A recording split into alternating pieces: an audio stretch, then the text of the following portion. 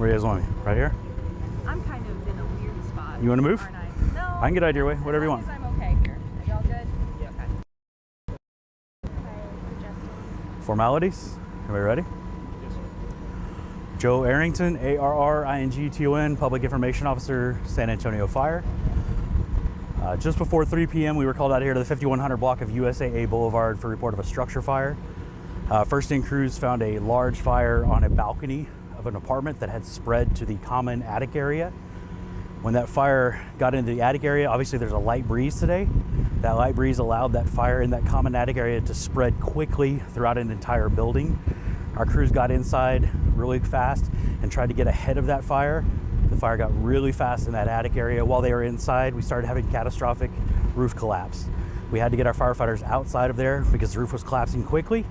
We had to go defensively to fight the fire. Unfortunately, one entire building is going to be a total loss. That's 16 apartments, 8 on each side of the building, so will be a total loss. 9 of those 16 apartments were occupied.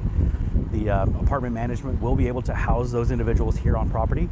They've also already contacted the Red Cross to provide assistance to those folks. Very fortunately, there was nobody, everyone is accounted for.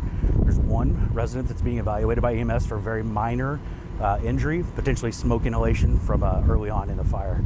We were able to rescue multiple pets. They're still looking for a few, finding a lot of them that were hiding. Again, the crews got in there, tried to get a stop ahead of the fire that was moving in that common attic space. These older apartments don't necessarily have the fire stops in the attics like the new apartments do, so that fire got in there and moved quickly through that common attic space, which led to losing obviously the whole building.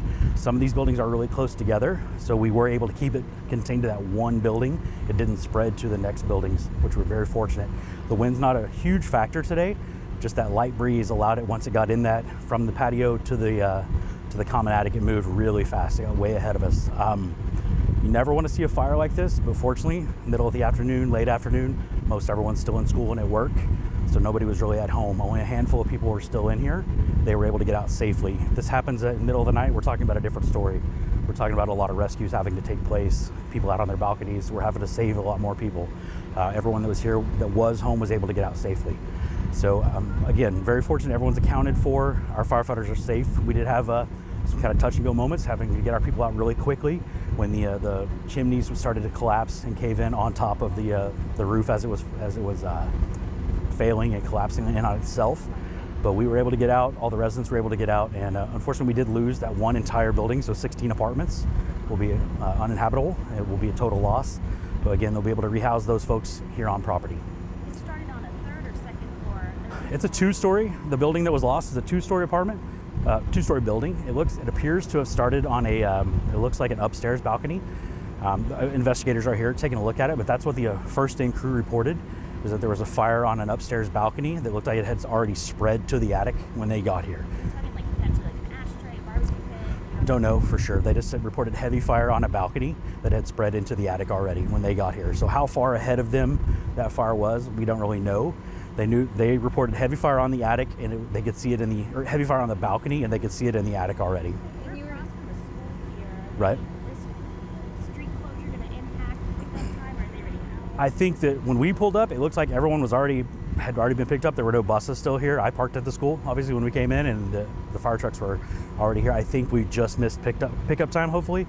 The street USAA Boulevard is going to be closed for a little while. We're hoping this went to a second alarm. I forgot to mention that, I'm sorry. Anytime we have a working fire in an apartment complex, we do upgrade it to a second alarm to get twice as many resources here as possible, because the potential for it to spread, we want to make sure we have enough resources here. So there were upwards of 100 firefighters here on scene at its peak. We have started to kind of downsize that response now and get some of our units back in service. The fire is out, it's under control. We're just looking for hotspots now. So. They're just like checking hotspots at this Right, point. where you can see the ladder trucks behind me and the fire that's kind of the steam on it, that's where the fire was. It's building 14 there behind me. So right now we're just hitting hotspots. Won't be able to go back in there really like we would typically in a residential house where we'd go in and dig through it because the roof is gone. So it'll be ladder trucks and large hand lines to fight. They'll be out looking here for for a couple of Yeah, we're going to be here for quite a while. Hopefully we'll be able to get USAA Boulevard back open soon. It's mainly just support vehicles that are out here now. The surrounding buildings, were they evacuated? They were evacuated early on. We're going to be able to start letting people back in there. Once we can isolate, we killed the power to that whole area, but once we can isolate that one building that was impacted and get the power back onto the other buildings. That's why CPS is out here, so we can return the power to the surrounding buildings and just isolate the power off to the building where the fire was. And you said management is going to house them here. Right, management did say, so there were 9 people, 9 units of the 16 were occupied. Don't have an exact number, but we're estimating 18 to 20 individuals living in those apartments. But management did say they have 9 vacant apartments on property, so they'll be able to house them here on property, and Red Cross has already been contacted to assist them with their needs. Everybody good? Thank you. I'm not sure whose this was.